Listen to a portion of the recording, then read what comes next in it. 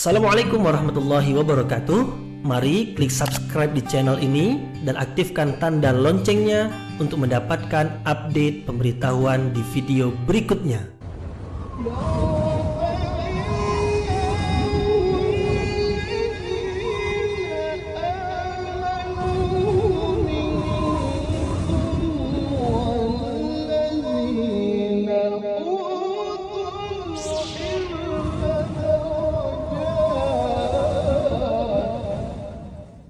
Assalamualaikum warahmatullahi wabarakatuh. Alhamdulillahi rabbil alamin, wa bihi nasta'inu ala umurid dunya waddin, nasta'inuhu wa nastaghfiruh wa na'udzu billahi min syururi anfusina wa min sayyiati a'malina.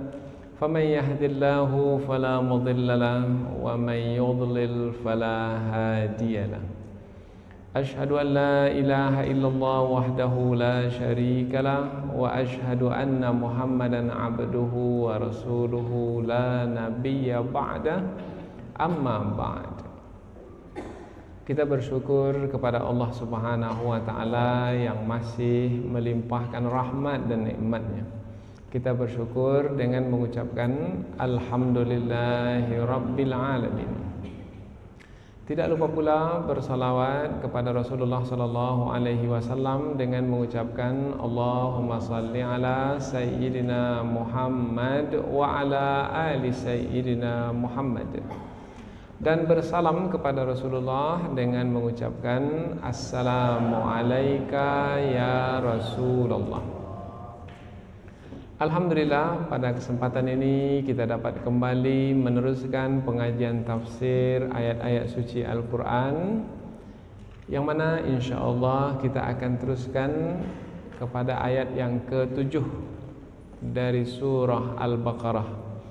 Sebelum ini kita sudah sampai kepada ayat yang ke-6, yaitu yang menerangkan tentang orang-orang kafir. Orang-orang kafir itu adalah orang-orang yang diberi peringatan atau tidak diberi peringatan, mereka tetap tidak beriman. Innal ladzina kafaru sawa'un 'alaihim a anzartahum am lam tunzirhum la yu'minun. Ayat yang ke-6 itu menerangkan tentang satu kelompok atau kelompok tertentu dari orang-orang kafir yang memang tidak berguna lagi peringatan bagi mereka. Ada di antara orang-orang kafir itu yang berguna peringatan bagi mereka. Kemudian mereka berfikir, setelah mereka berfikir, mereka mengetahui kebenaran, akhirnya mereka memeluk Islam. Tapi ada di antara orang kafir itu yang memang mereka telah menutup hati mereka. Mereka telah menutup pendengaran mereka. Mereka juga telah menutup mata mereka. Maka apabila mereka sudah menutup diri mereka dari kebenaran, maka itulah yang membuat mereka tetap di dalam kekufuran dan tidak akan pernah beriman meskipun peringatan disampaikan kepada mereka. Berapapun banyak peringatan tidak akan berguna, karena masalah ada pada diri mereka sendiri. Hati mereka telah tertutup, pendengaran telah tertutup, mata telah tertutup, dan yang tiga itu, hati, pendengaran, dan mata, adalah tiga alat utama untuk mendapat petunjuk atau untuk mengetahui kebenaran. Nah, pada ayat yang ke-7 adalah ayat yang masih lagi menerangkan tentang orang-orang kafir, kelompok yang kedua setelah Allah menerangkan tentang kelompok pertama, tentang orang-orang yang bertakwa. Allah menyebutkan bahwasanya orang yang tidak bermanfaat lagi peringatan bagi mereka itu adalah orang yang telah Allah tutup rapat hati mereka. Allah telah tutup rapat pendengaran mereka. Allah telah tutup pandangan mereka sehingga mereka tidak lagi dapat mengetahui apa-apa. Hati tidak lagi merasa, telinga tidak lagi mendengar, mata tidak lagi melihat. Apabila demikian keadaan mereka, maka tidaklah yang akan mereka nanti atau tidaklah yang akan ditetapkan ke atas mereka melainkan azab yang besar. Allah Subhanahu wa taala berfirman, A'udzubillahi minasyaitonirrajim. Bismillahirrahmanirrahim. Khatamallahu ala qulubihim wa ala sam'ihim wa ala absarihim ghishawah walahum azabun azim. Khatamallah, Allah telah menutup, ala qulubihim, atas hati mereka. Mereka yang dimaksudkan adalah orang-orang kafir, karena ayat ini adalah lanjutan ayat yang sebelumnya yang menerangkan tentang orang-orang kafir. Allah telah menutup hati mereka. Kemudian juga wa khatamallahu ala qulubihim wa ala sam'ihim, dan Allah juga telah menutup atas pendengaran mereka.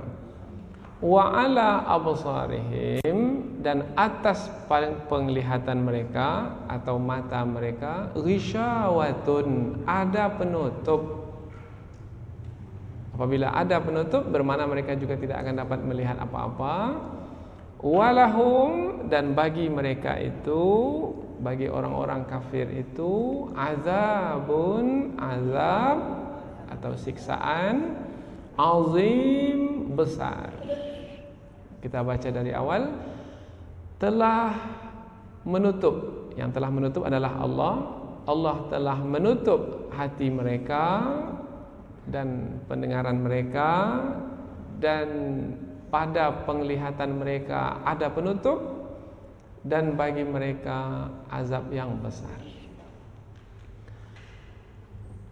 Kita akan teruskan pembahasan ayat ini dengan menafsirkan ayat ini dengan lebih terperinci, yaitu dengan memberikan tumpuan pada setiap kata yang ada di dalam ayat ini yang memang patut untuk ditafsirkan, dijelaskan, supaya kandungan ayat ini menjadi lebih nampak lagi. Allah menyebut kata khatamallah, Allah telah menutup hati mereka. Khatamallah ala qulubihim, Allah telah menutup hati mereka. Menutup, apabila disebut menutup, biasanya kata menutup ini kita gunakan untuk pintu umpamanya, atau untuk jendela. Menutup pintu, menutup jendela, menutup pintu. Biasanya pintu digunakan untuk keluar masuk. Kalau kita mau masuk satu ruangan atau keluar, maka kita akan masuk keluar melalui pintu. Nah, rupanya hati itu juga ada pintunya, tempat keluar masuk. Ada yang dari luar hati bisa masuk ke dalam hati, ada yang dari dalam hati bisa keluar dari hati. Umpamanya, apabila di dalam hati itu ada iman, iman bisa keluar dari hati. Apabila di dalam hati itu ada hawa nafsu bisa keluar dari hati. Kemudian begitu juga, apabila ada petunjuk, petunjuk bisa masuk ke dalam hati. Apabila ada godaan syaitan pun bisa masuk ke dalam hati. Apabila Allah menyebut menutup, apabila disebut menutup, bermakna yang di luar tidak bisa masuk ke dalam, dan yang di dalam tidak bisa masuk keluar. Orang kafir, di dalam hatinya hanya ada kekufuran, tidak ada keimanan. Karena kita sudah sebutkan sebelum ini, orang kafir adalah orang yang menutupi kebenaran.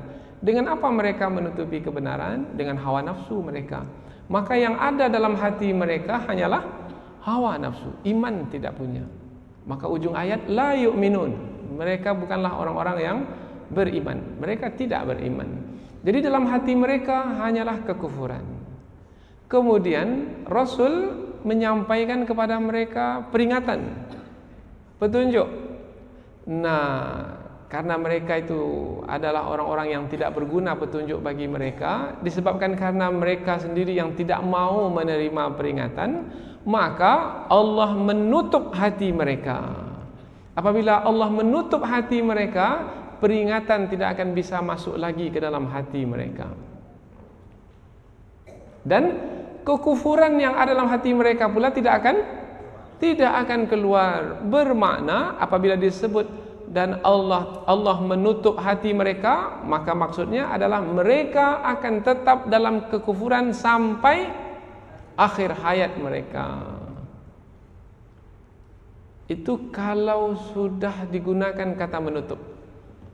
Kalau sudah digunakan kata menutup, maka sampai kapanpun peringatan tidak akan bisa masuk ke dalam hati mereka, hati orang-orang kafir, dan kekufuran yang ada dalam hati mereka pun tidak akan keluar berganti dengan iman, tidak akan.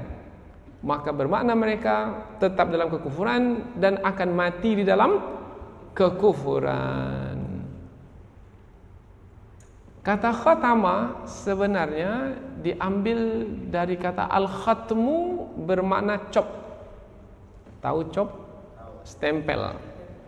Biasanya kapan kita stempel ini? Apabila semua sudah selesai dan tidak akan dirubah lagi, maka akan dicop, akan distempel. Maka tidak ada lagi perubahan. Biasanya kalau kita pergi ke akta notaris, maka penulis akta notaris itu dia akan tulis apa saja yang kita inginkan.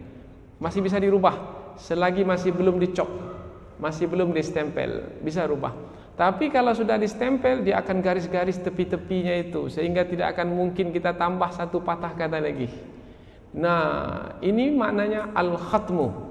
Sudah dicop, sudah distempel, bermakna sudah tidak akan berubah lagi. Apabila Allah telah khatama ala qulubihim, bermakna tidak akan pernah berubah lagi selama-lamanya. Jadi orang-orang kafir yang dimaksudkan dalam dua ayat ini, ayat 6 dan 7, adalah orang kafir yang memang tidak akan berubah lagi, yang memang telah Allah tetapkan dalam qada dan qadarnya. Mereka adalah kelompok orang kafir yang tidak akan berubah. Dan kita sudah sampaikan dalam pengajian yang sebelum ini, jadi ada kelompok orang kafir yang memang tidak akan berubah. Maka apabila kita berdakwah kepada mereka, mereka tak juga berubah, jangan sedih hati. Jangan sedih hati. Apa sebab? Sebab memang ada kelompok orang kafir yang tidak akan berubah sampai akhir hayat mereka. Itu yang kita sampaikan pada pengajian yang lalu. Maka di sini diulang sekali lagi oleh Allah untuk menjelaskan seperti apa sebenarnya orang-orang kafir yang tidak bermanfaat peringatan bagi mereka. Maka Allah sebutkan hati mereka tertutup, pendengaran mereka tertutup, di hadapan mata mereka juga ada penutup sehingga mereka tidak dapat melihat apa-apa. Kalau sudah demikian, maka kita tidak akan mungkin dapat merubah mereka atau mengajak mereka, mendakwahi mereka supaya beriman. Kita sudah sebut juga sebelum ini tentang Nabi sendiri pun ada di antara Nabi yang tidak mampu untuk merubah keadaan istrinya supaya beriman. Bahkan Nabi Muhammad SAW sendiri pun tidak dapat merubah pamannya untuk memeluk Islam, untuk beriman kepada Allah. Maka di sini dari ayat ini kita dapat pengajaran yang sangat berharga, bahwasanya memang ada satu kelompok dari orang kafir yang memang tidak akan berubah selama-lamanya. Mereka tetap dalam kekufuran. Namun yang ingin kita cermati dari ayat ini adalah 3 alat untuk mendapatkan petunjuk. Ketiga-tiganya sudah tidak berfungsi lagi pada orang-orang kafir yang kita maksudkan tadi, yaitu hati, telinga, pendengaran, mata, penglihatan. Nanti kita akan ambil pengajaran pula. Kalau mau mendapat petunjuk, gunakan yang 3 ini, karena ini adalah alat yang paling berguna untuk mendapat petunjuk. Semakin digunakan, semakin banyak petunjuk dapat. Semakin digunakan, semakin dalam pengetahuan akan didapatkan. Yang pertama yang paling berharga, hati. Berikutnya telinga. Berikutnya mata. Diurut sedemikian rupa. Diurut sedemikian rupa. Berbeda dengan urutan ketika Allah menyebutkan manusia itu ketika keluar dari rahim ibunya. Maka yang Allah berikan pertama yang Allah berikan pendengaran. Setelah itu penglihatan, setelah itu baru Allah sebut hati. Tapi dalam ayat ini Allah sebut hati dulu, baru pendengaran, baru penglihatan. Pamannya Allah berfirman, "Wallahu akhrajakum min butuni ummahatikum la ta'lamuna syai'a." Allah lah yang mengeluarkanmu dari perut ibumu dalam keadaan kamu tidak tahu apa-apa. Kemudian wa ja'ala lakumus sam'a, dialah yang memberikan kepadamu pendengaran. Pendengaran yang disebut dahulu. Kemudian wal absar, penglihatan, baru penglihatan disebut. Wal afidah, dan hati, baru hati disebut. Tapi dalam ayat yang kita tafsirkan ini, hati dulu disebut. Wal afidah, itu yang ketiga ketika kita lahir ke muka bumi diberi. Maka ketika lahir muka bumi, pendengaran baru, mata masih belum melihat lagi. Beberapa hari setelah itu baru anak kecil itu, bayi yang baru lahir itu baru dia bisa melihat. Setelah itu baru tumbuh perasaan dalam hatinya atau pengetahuan, pemahaman dalam hatinya. Nah, itu apabila dia sudah mulai besar. Tetapi dalam ayat ini Allah bukan menerangkan tentang perkembangan kehidupan manusia, tidak. Dalam ayat yang kita tafsirkan ini, Allah menerangkan tentang keadaan orang-orang kafir. Nah, apabila Allah ingin menerangkan keadaan orang-orang kafir, maka Allah sebutkan ada 3 karunia utama yang Allah berikan kepada mereka, tapi mereka sia-siakan. Yang paling berharga pertama adalah hati, karena hati adalah alat untuk memahami. Telinga bukan alat untuk memahami.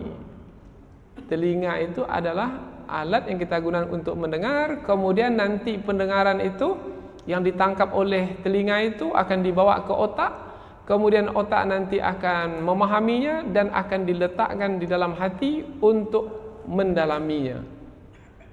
Karena kita ada 2 alat untuk memahami, satu otak yang di kepala, satu lagi hati yang di dalam dada. Otak yang di kepala memahami yang nampak, yang fisik. Tetapi kalau hati memahami yang tak nampak, yang metafisik, yang gaib. Nah, yang gaib itu hanya mampu difahami oleh hati, oleh otak tidak mampu.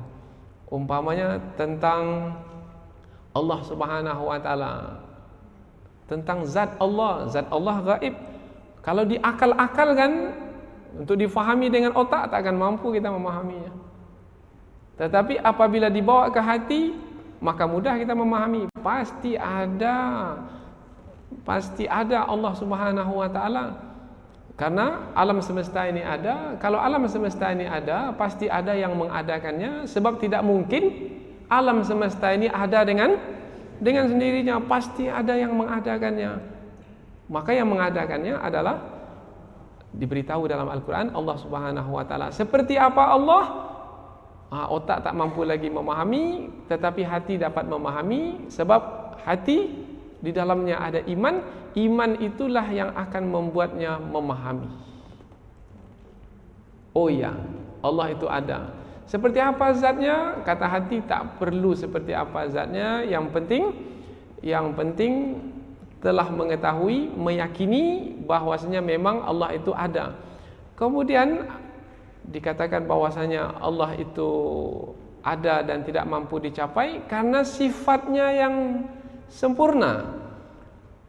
Kalau sifatnya sempurna, maka tak mampu dicapai oleh panca indera. Mata tak akan boleh melihatnya, telinga tidak akan mampu mendengarnya. Karena kalau masih bisa dilihat, masih bisa didengar, bermakna tidaklah memiliki sifat sempurna, karena masih bisa dilihat.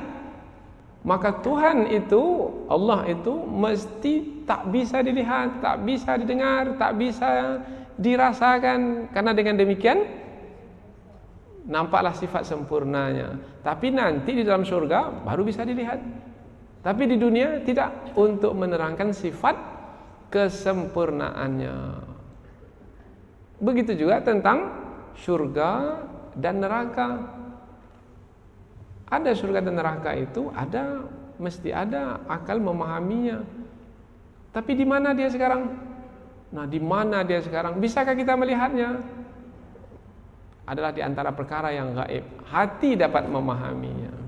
Hati bisa mencapai keberadaan surga dan neraka itu.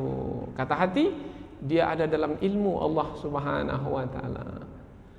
Nah, jadi hati ini dia memahami sebagaimana juga otak memahami. Dan apabila hati ini dia mampu memahami, bermakna dia adalah yang paling berharga pada manusia. Sebab harga manusia itu ada pada pemahaman. Bandingkan dengan hewan, manusia melihat, hewan juga melihat. Manusia mendengar, hewan juga mendengar. Tapi manusia memahami, hewan tidak. Di sini perbedaan antara manusia dengan hewan. Maka Allah memuliakan manusia berbanding hewan dengan hati, dengan akal. Kalau disebut akal, satu berada di otak, satu lagi berada di hati. Selalu kita ulang-ulang ini. Akal yang di kepala itu untuk memahami, akal yang ada di hati pun untuk memahami. Tapi akal yang ada di hati dapat memahami yang fisik, yang bisa dapat dicapai oleh panca indera, ataupun yang non fisik atau metafisik, apa yang berada di sebalik yang nampak itu. Dan nampaklah kehebatan hati.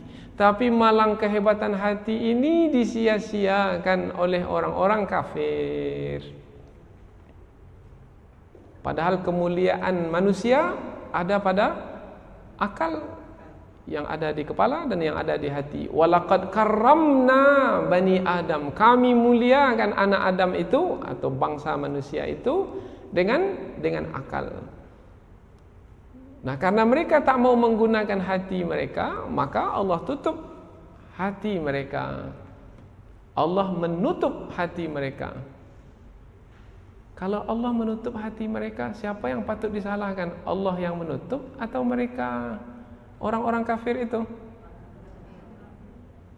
Kan disebut ni Allah menutup hati mereka.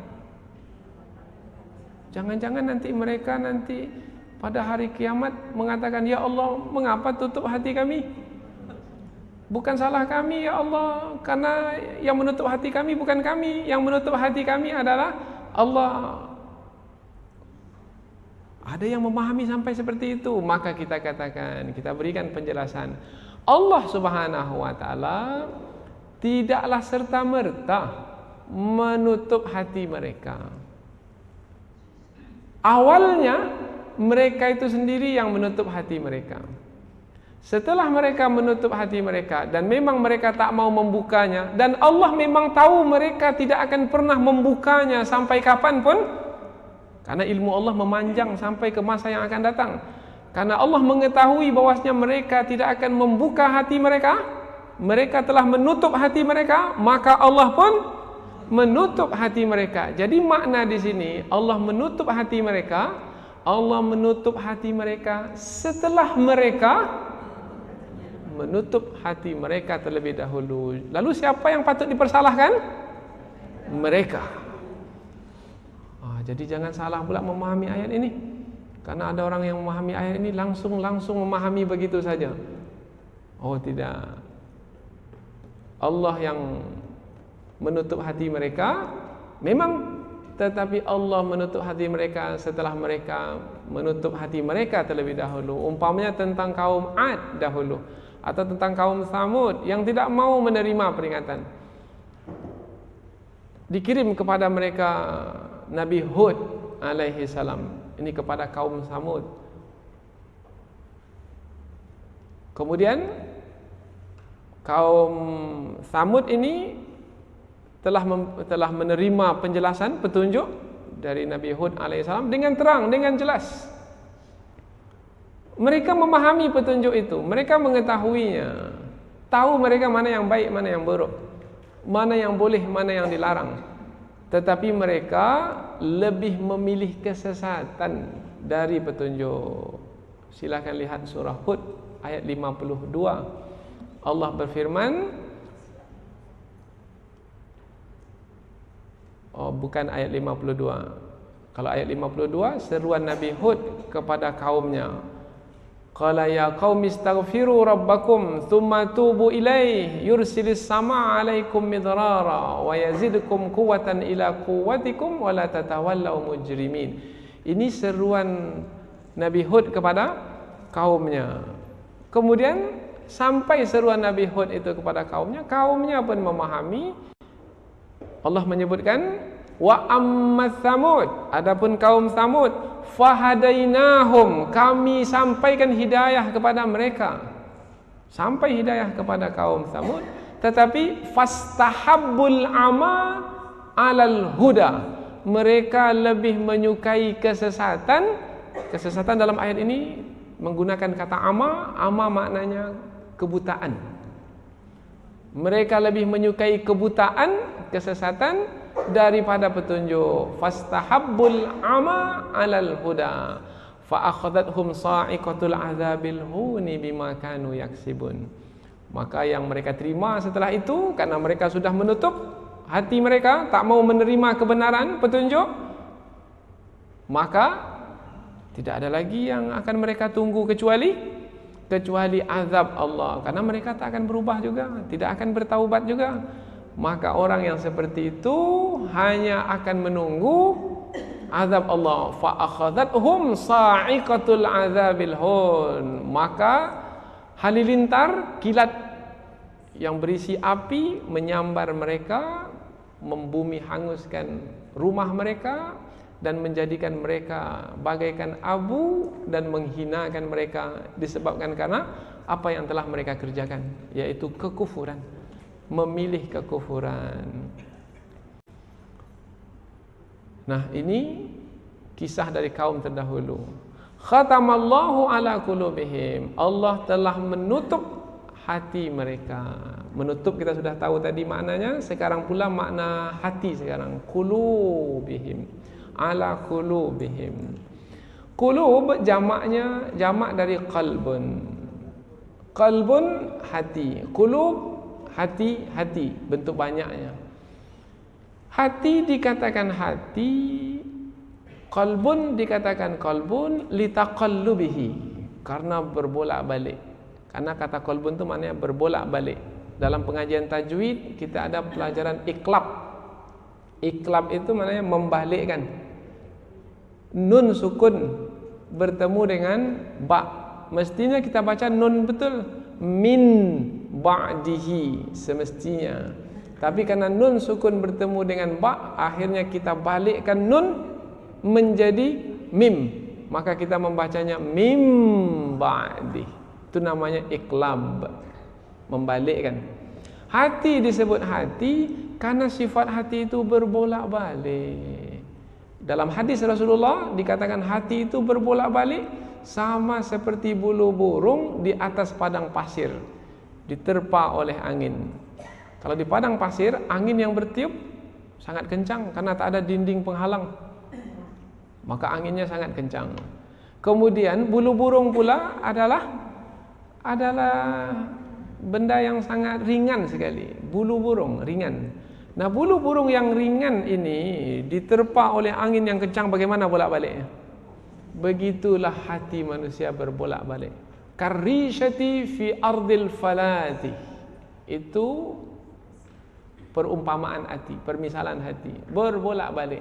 Pagi hari suka kepada seseorang, belum tentu lagi tengah hari masih suka. Mungkin sudah benci. Dulu mengatakan sehidup semati, tetapi tak lama kemudian yang satu hidup, yang satu membiarkan mati. Apa sebab? Sebab hati berbolak-balik. Ini memang tabiat hati. Dalam hadis Nabi pun disebut boleh jadi semalam seseorang itu dia beriman kepada Allah, tapi pagi hari dia sudah menjadi kafir. Begitu bolak-baliknya hati manusia. Maka hati dikatakan hati karena berbolak-balik. Ketika di tanah suci, Masya Allah ibadatnya.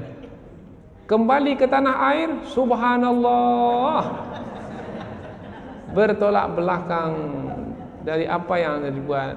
Apa sebab? Jawaban yang mudah, hati berbolak-balik. Beginilah hati manusia. Jadi kalau hati itu berbolak-balik, maka pastikan hati itu tetap. Bagaimana supaya hati itu tetap? Ada doa dari Rasul. Allahumma ya muqallibal qulub, tsabbit qulubana ala dinik, ala ta'atik. Wahai zat yang membolak-balikkan hati, tetapkan hati kami dalam agamamu, tetapkan hati kami dalam ketaatan kepadamu. Maka untuk menetapkan hati, lakukanlah ketaatan-ketaatan. Jangan sampai ada kesempatan untuk melakukan ketaatan tetapi diabaikan, ditinggalkan. Nanti hati akan berbolak-balik. Ada saja kesempatan taat. Jangan sampai ada kesempatan melakukan maksiat, karena maksiat itu nanti yang akan membalikkan hati. Mungkin maksiat itu kecil saja, dosa kecil. Tetapi ingat, api yang besar yang membakar gedung yang besar dimulai dari api yang kecil. Dosa yang besar dimulai dari dosa yang kecil.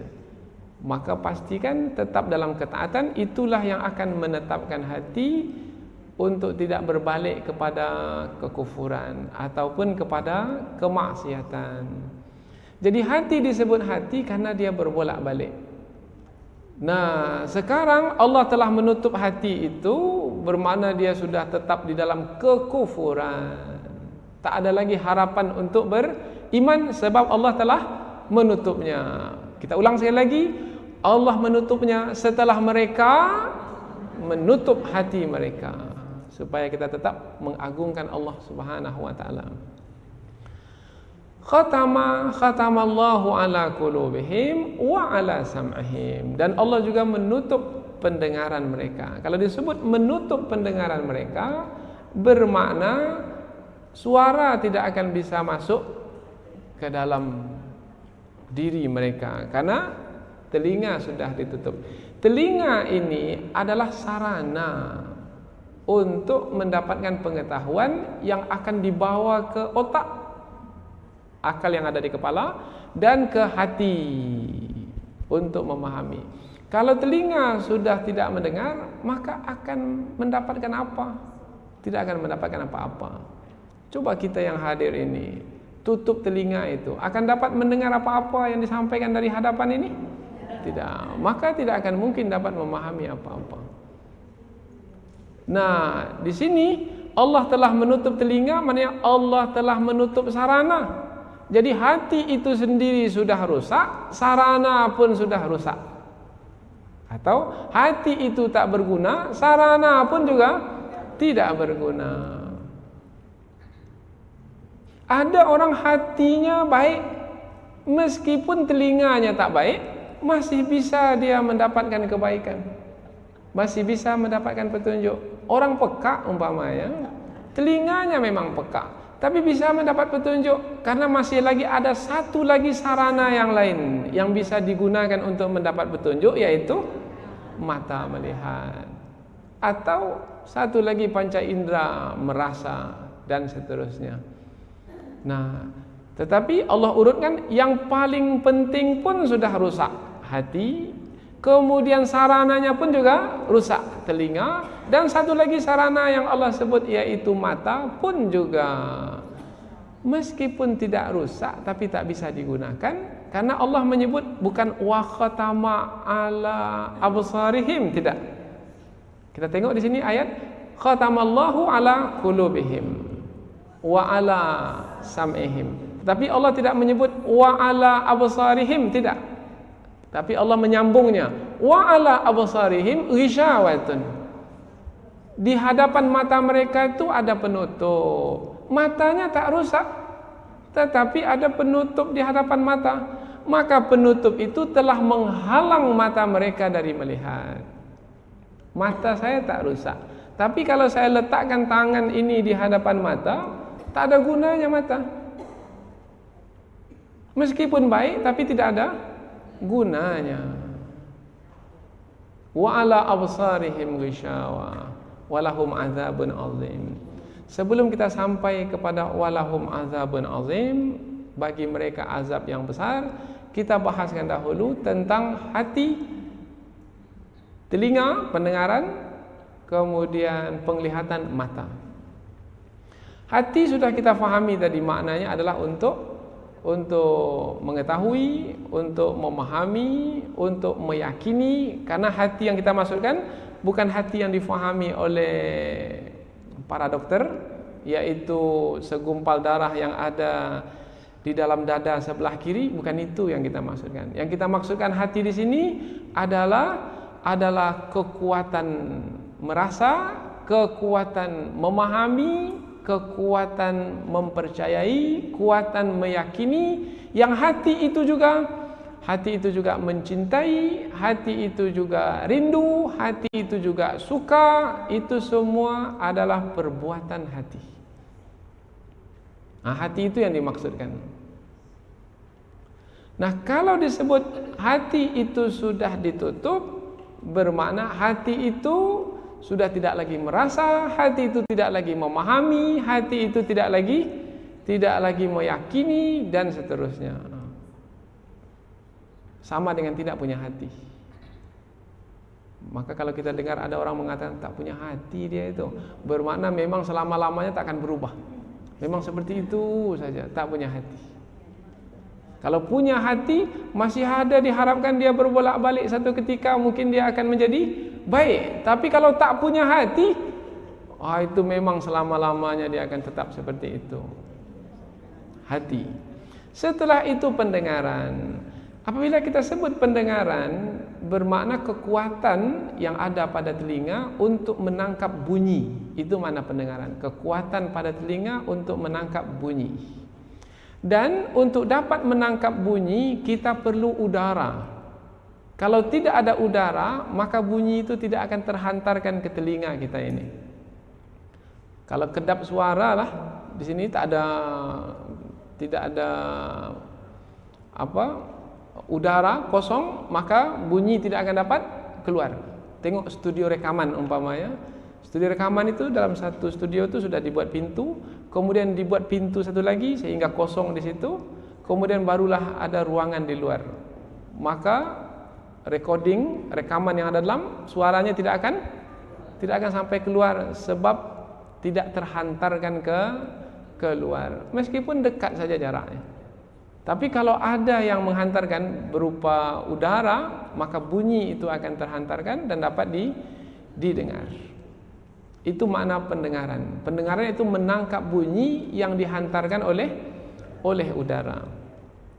Nah, apabila Allah telah menutup telinga mereka, adapun bunyi, adapun udara, tidak akan berguna bunyi tersebut atau peringatan, karena peringatan mengeluarkan bunyi. Tidak akan berguna bunyi tersebut, tidak akan berguna udara tersebut, karena memang telinga itu betul sudah tertutup. Kalau adalah penyumbat di telinga, kita tengok ada orang yang pakai Walkman. Ada Walkman itu penyumbat telinga namanya. Disumbatkan ke sini, R right, L left kiri. Ada yang kanan, ada yang kiri. Kalau dari sumbatnya telinga ya, itu tak bisa lagi suara yang lain masuk. Mengangguk-angguklah dia sampai pagi. Apa yang dia fahami kita pun tak tahu. Akan masuk peringatan, akan masuk nasihat, tidak akan. Karena di telinga mereka telah ada penyumbat, penutup, dan itulah yang akan menghalang. Nah, ini untuk memahami ayat ini. Seperti itulah keadaan orang-orang kafir. Begitu teruknya, begitu buruknya keadaan mereka, sehingga pendengaran yang berharga itu menjadi tidak berguna. Satu lagi adalah mata. Mata ini adalah untuk menangkap rupa. Kalau tadi telinga untuk menangkap bunyi, peringatan yang disampaikan, nasihat, menangkap bunyi. Kalau mata ini menangkap rupa. Kalau menangkap rupa ini melihat tanda-tanda kekuasaan Allah. Tengok gunung terpacak, ini adalah yang mengokohkan bumi. Tengok laut, 2/3 dari muka bumi ini tanda kekuasaan Allah, yaitu untuk menaikkan air laut tersebut menjadi awan, kemudian nanti akan ditolak ke darat untuk diturunkan menjadi hujan, maka sebagai sumber kehidupan bagi manusia, mata menyaksikannya. Dan tanda-tanda kekuasaan Allah yang ditangkap oleh mata itu sebenarnya bisa menjadi peringatan, pengajaran bagi mereka. Tapi malangnya orang kafir ni, mata mereka itu di hadapannya sudah ada penutup. Maka dalam tafsir disebutkan maksud penutup di sini, mata ada tetapi tidak mau mengambil pengajaran dari apa yang dilihat. Awan ada. Kalau kita tanya apa itu awan, dia sampai begitu saja, awan. Tapi dia tidak sampai kepada ini adalah tanda kekuasaan Allah, tak sampai. Apa sebab? Sebab tidak dapat menggunakan mata dengan baik sehingga sampai kepada kekuasaan Allah. Kalau orang yang beriman tidak, mereka lihat ciptaan Allah, kemudian mereka melihat tanda kekuasaan Allah, akhirnya mereka berzikir mengingat Allah. Alladzina yadhkuruna Allaha qiyaman wa qu'udan wa 'ala junubihim wa yatafakkaruna fi khalqis samawati wal ard. Kemudian mereka menyebut Rabbana ma khalaqta hadza batila. Mereka melihat, mereka fikirkan apa yang mereka lihat. Mereka lihat umpamanya kesan dari gempa bumi, kehancuran. Mereka bukan melihat, aduh dah robohlah hotel ini, aduh sudah tertimbunlah kampung ini. Bukan itu saja yang mestinya, itu adalah yang nampak oleh mata. Semestinya apa yang ada di sebalik yang terjadi itu, yang dapat kita saksikan dengan penglihatan mata. Yang ada di sebaliknya adalah di sana ada yang berkuasa ke atas bumi ini, sehingga yang tadinya bumi ini diam, tenang, kemudian ada yang menggoncangkannya, menggempakannya. Oh, ini ada pesan dari sisi Allah ini.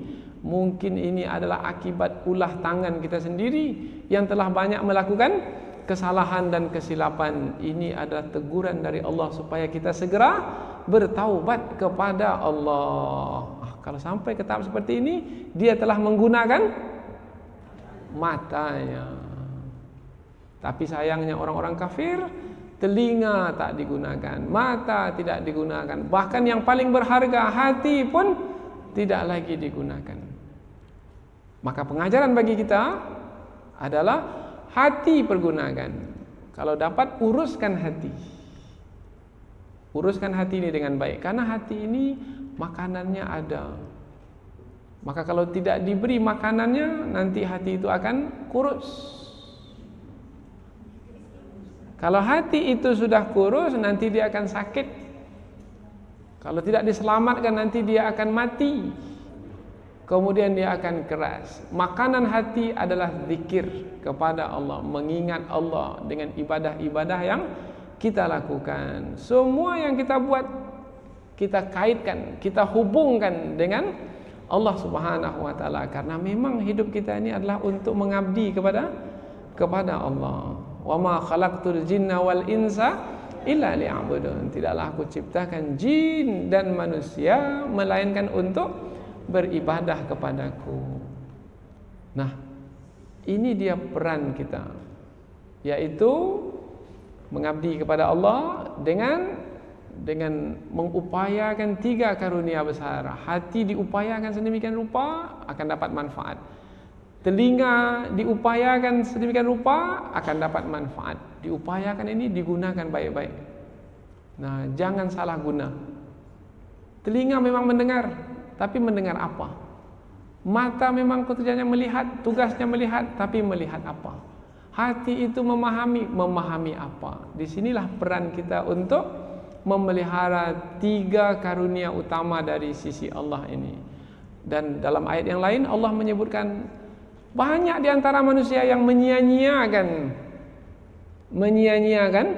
3 karunia Allah ini. Qalilam ma tashkurun. Sedikit sekali di antara kamu yang bersyukur kepada Allah. Coba tengok masyarakat kita, masyarakat Islam kita sajalah. Mana yang lebih banyak mereka dengar? ayat-ayat Al-Quran, peringatan nasihat, atau nyanyian. Silahkan lihat. Jangan jauh-jauh, kita sendirilah. Boleh juga kita melihat diri kita ini, seberapa banyak pendengaran kita itu untuk mendengarkan yang bermanfaat bagi kita, penglihatan kita bagi yang bermanfaat bagi kita, hati kita yang bermanfaat bagi kita. Nah, sejauh mana kita menggunakan yang tiga ini, maka sebanyak itulah kebaikan akan kita dapatkan. Maka para ulama terdahulu, mereka akan coba mendengar, melihat. Tetapi mereka mendengar, melihat bukan hanya sekedar mendengar dengan mata kepala, melihat dengan mendengar dengan telinga yang ada di kepala, melihat dengan mata yang ada di kepala, tidak. Karena dalam hadis Nabi juga disebutkan, ada mendengar, ada melihat, tetapi mendengar, melihat dengan hati. Rupanya di dalam hati itu juga ada telinga, rupanya di dalam hati itu pun juga ada mata. Maka para ulama yang mengetahui perkara ini, mereka uruskan hati mereka, sehingga apabila mereka dapat menguruskan hati mereka, mereka melihat dengan mata kepala, mereka mendengar dengan telinga yang ada di kepala. Kemudian dalam masa yang sama, ketika mata tak bisa lagi melihat, ketika telinga tak bisa lagi mendengar, mereka masih dapat melihat dan masih dapat mendengar. Tapi ketika itu mereka sudah melihat dan mendengar dengan mata dan telinga hati. Sudahkah mata kita melihat pula? Bukan mata yang kepala kita maksudkan. Sudahkah telinga kita mendengar? Bukan telinga yang di tepi kepala ini yang kita maksudkan. Karena Allah menyebutkan dalam Al-Quran, siapa yang berpaling dari Al-Quran, sebenarnya mereka telah membutakan mata mereka. Membutakan mata mereka. Maka orang yang berpaling dari Al-Quran, mereka meninggalkan peringatan Al-Quran, nanti Allah bangkitkan dalam keadaan buta di hari akhirat. Wa man a'rada an dzikri fa inna lahu ma'isyatan dhanka wa nahsyuruhu yaumal qiyamati a'ma. Siapa yang berpaling dari peringatan Allah, maka Allah akan bangkitkan dia dalam keadaan buta di hari akhirat. Qala rabbi lima hasyartani a'ma wa qad kuntu basira. Ya Allah, mengapa engkau bangkitkan aku dalam keadaan buta, dahulu aku di dunia melihat? Allah menjawab, kadzalika atatka ayatuna fanasitaha fakadzalikal yauma tunsa. Memang dahulu kamu melihat di dunia, tapi mata yang di kepalamu yang melihat, tapi mata yang ada di hatimu tidak melihat. Kamu lupakan ayat-ayat Allah, peringatan Allah, petunjuk Allah, maka pada hari ini pun kamu dilupakan. Jadi kita ada dua mata, kita juga ada dua telinga, dua pasang mata, dua pasang telinga.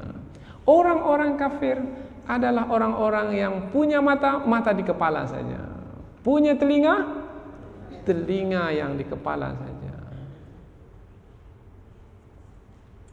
Bagaimana pula dengan kita? Sama pula kita dengan mereka? Na'udzubillah min dzalik. Maka kita gunakan pula sebaik-baiknya tiga karunia Allah. Tidak mau menggunakan sampai ke tahap Allah menutup, maka tidak ada lagi yang ditunggu kecuali ujung ayat, walahum adzabun azim, dan bagi mereka azab yang besar, dan bagi mereka azab yang besar. Apa mana azab? Siksa. Apa mana siksa? Azab. Mana azab? Siksa. Balik-balik di situ saja.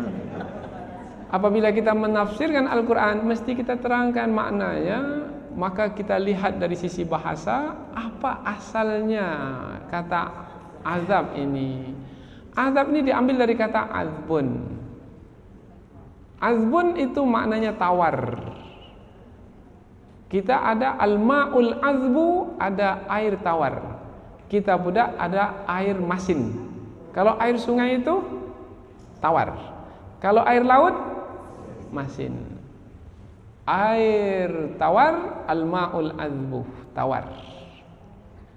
Jadi makna azab itu tawar.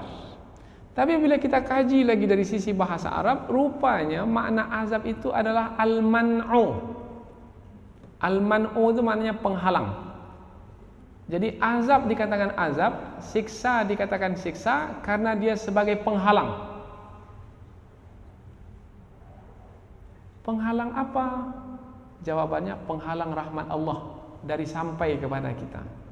Penghalang nikmat Allah dari sampai kepada kita. Yang membuat kita senang, yang membuat kita tenang, yang membuat kita bahagia adalah rahmat Allah, nikmat Allah. Tetapi Allah halang rahmat itu, Allah halang nikmat itu, maka kita pun tidak dapat rahmat, tidak dapat nikmat. Akhirnya kita pun terhalang. Orang yang terhalang ini adalah orang yang diazab, orang yang disiksa. Contoh mudah umpamanya kita ni nyaman hidup, tenang hidup kalau kita dapat kesehatan. Badan kita sehat. Kemudian Allah tetapkan penghalang di badan kita sehingga tidak lagi kita merasakan kenyamanan. Karena kesehatan dengan sendirinya tak dapat, karena sudah terhalang oleh penyakit. Jadi penyakit itu adalah yang menghalang kesehatan, sehingga kita tidak dapat kenyamanan, tidak dapat kenikmatan. Contoh mudah lagi penyakit, kita sebut satu contoh penyakit. Apa contoh penyakit? Gigi yang sakit. Gigi saja sakit. Di sini saja gigi sakit. Sebelumnya tidak ada penyakit, enak sekali, berbicara enak, duduk enak, berbaring enak, makan enak, semua enak. Kalau semua enak, rahmat-rahmat Allah itu didapat. Makan rahmat Allah didapat. Kemudian berbicara rahmat Allah didapat. Nikmat menjalani hidup. Jadi kita dapat rahmat, kita dapat nikmat. Allah tetapkan satu penghalang pada diri kita, satu saja, yaitu gigi yang sakit. Apabila gigi sudah sakit, dia telah menghalang. Makanan tak lagi nikmat, berbicara tidak lagi nikmat. Jangankan makan berbicara, orang lain berbicara pun sudah tak nikmat lagi. Akhirnya penyakit ini dia disebut sebagai azab. Azab tadi apa maknanya? Penghalang. Dia telah menghalang kita dari mendapatkan rahmat, nikmat dan yang baik-baik yang bermanfaat bagi hidup kita. Jadi azab disebut azab karena dia adalah yang menghalang dari mendapatkan rahmat dan nikmat Allah. Kita hidup ini dengan rahmat dan nikmat Allah. Kalau tidak sampai rahmat dan nikmat itu ada yang menghalangnya, maka bermakna kita akan sengsara. Nah, Allah Subhanahu wa taala itu pula rahmat dan nikmatnya itu tetap ada, bukan tak ada, ada. Allah senantiasa memberikan rahmat dan nikmat ke alam semesta ini. Tetapi untuk orang tertentu rahmat dan nikmat itu tidak sampai disebabkan karena Allah telah meletakkan penghalang pada orang tersebut. Pertanyaan berikutnya, mengapa Allah letakkan penghalang pada orang tersebut? Ada kaitannya dengan orang tersebut karena perbuatan yang mereka lakukan.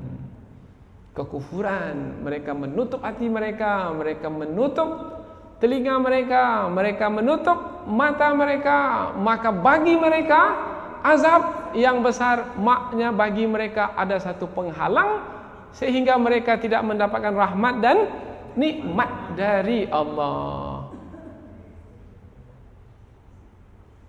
Ada orang terkena penyakit juga, tetapi bagi orang tersebut penyakit itu bukan azab, bukan penghalang. Sakit juga, tapi makan enak juga, berbicara enak juga, hatinya tenang juga. Penyakit ada padanya, tetapi tidak mengganggu kehidupannya.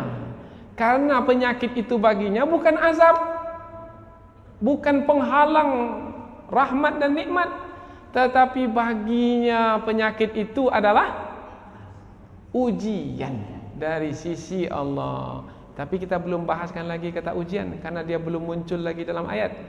Yang mau kita bahas sekarang ini baru kata azab. Jadi azab itu maknanya adalah penghalang. Banyak orang yang tak tahu kata azab ini. Mereka sebut juga azab, tapi mereka sendiri pun sebenarnya tak tahu makna azab. Mengapa air tawar itu disebut dengan air azab? Air tawar, azab itu maknanya tawar. Azbun.